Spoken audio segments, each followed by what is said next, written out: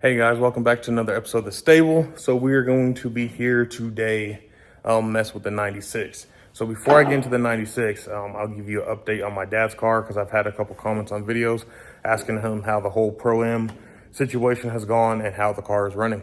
So his car is actually running great. We did have a issue where the car didn't want to start and it turned out the distributor went bad.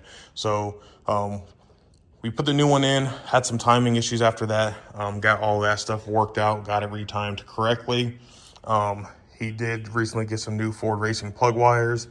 We had an issue down here to where the dipstick kept hitting number 7 and it didn't want to stay on the plug wire. So I was able to bend that dipstick out the way. So it's on there now. Took it for a drive last night. Seems great. And then he not upgraded, but replaced his belt tensioner. And because the last one was on its way out and it was making the belt squeal really bad when you started it up. So car seems great now. The only thing he is waiting on is he ordered a sensor. I believe it plugs in right over here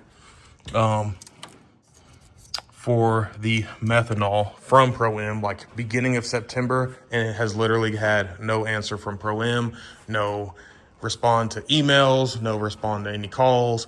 Can't find out if he got the sensor or not. So I think he's going to end up trying to find the sensor from somewhere else. So I will say though, just from the butt dyno last night when he hit this car in first and second, this car is rowdy.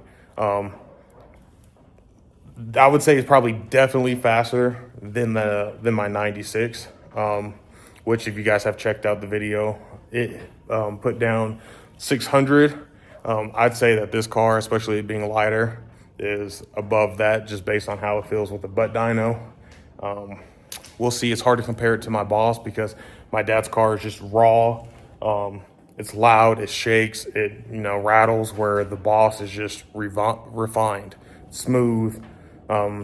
Nothing crazy goes on with it. So it's kind of hard to compare the two, but it might be close. I don't know. Hopefully we'll find out soon. The 96, we are here to figure out why our last track day went to absolute garbage. So I'm going to get my dad's car out of here.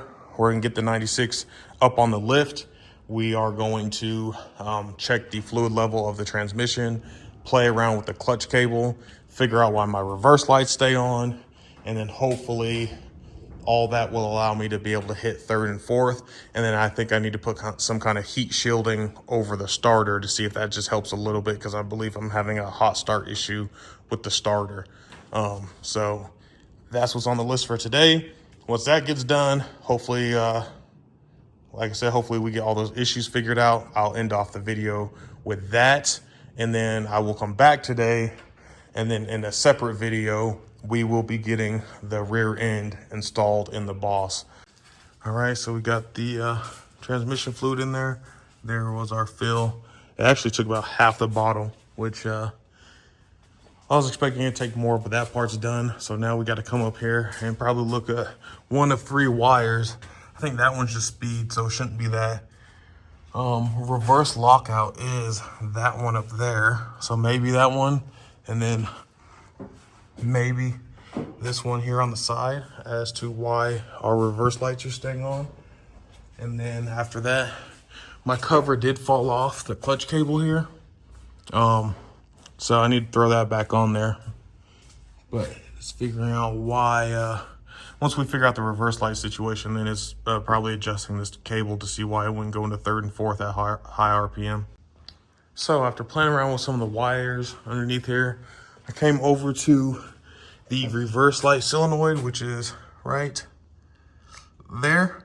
I unplugged it and the light still stayed on. However, I undid my tape that I had on here, and I'm thinking that maybe somewhere where I soldered these 2 connections, because I had them together and then taped this whole thing up, I'm thinking that is making contact through there somewhere, because I just separated them by hand right there, left it hanging, lowered the car down, and now when I turn the accessory key forward, the tail lights were off. So I think we got that figured out. So what I'm going to do now is I am going to individually wrap these right here and then wrap them up together. So, but I'm thinking this whole taillight issue has been a blessing in disguise, because I found out my harness here did make contact with the exhaust. So it didn't burn through that white wire. It looks like it. It has some orange on it, but I think that's just maybe like rust or something from here. It doesn't actually look like it went through. So I think we caught that just in time. So I'm gonna have to get that up out the way. I noticed my O2 sensor up here was kind of touching the oil pan, so I need to move that stuff up out the way. So give this car a once over, but I think we figured out that issue. So got everything cleaned up out the way. It's tucked up nice and high. Even moved the O2 sensor here. So that did fix the reverse light situation, was moving those wires away from each other. So nice, easy fix. Now I'm wondering about my clutch cable, because I'm barely releasing. If I have the clutch pressed all the way in and I'm barely start coming up, I can already hear it start grabbing. So I think it might be too tight. So I'm gonna back it off some and then see if that helps. All right, so doing some research and trying to figure out everything, I ended up backing our firewall adjuster out a little bit. And I tried to do on the forums that there's a reset to where if you have the car off, you reach down with your hand, you pull the clutch pedal up and you might hear a click or feel like a little pop. I felt that. And then it says you put the car in first and you push down and you've taken slack out of it. So I tried that too, but we also adjusted the cable. So now, before, if I had the clutch pushed in, I just barely come off the floor. The tires are starting to engage. Now I'm about like, I don't know, 3-4 inches off the floor. And then the tires finally start. So I think that might be it. So we're gonna try that. I'm about to go take it up and get some gas. If not, the other thing, before I get ahead of myself, is I talked about maybe a hot start issue with the starter. I just noticed now when I push the clutch in like normal, it clicks, no nothing.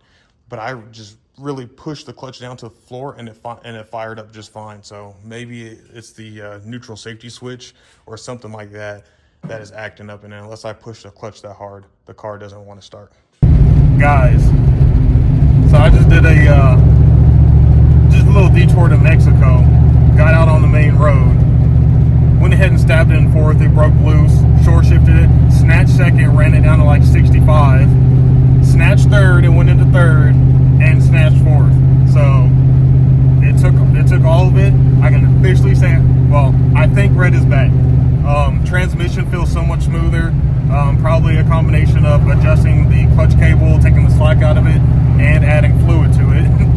My reverse lights aren't on anymore, and now the wires aren't going to be melted on the transmission. So I think it was kind of a blessing in disguise, because I needed to get this thing up on the lift to look everything over, but the car feels great right now. So I think this thing is ready to go to the track again for redemption. So now I'm going to end off this video after I get gas in this car, run to my house, grab the Boss, and then we're going to slap the rear end in the Boss. So both cars will be ready come Halloween. So yeah, guys, I'm so excited about this car now. That's the first time I've been able to get on it like that and take it. So yeah, super excited. So please be sure to like, subscribe, and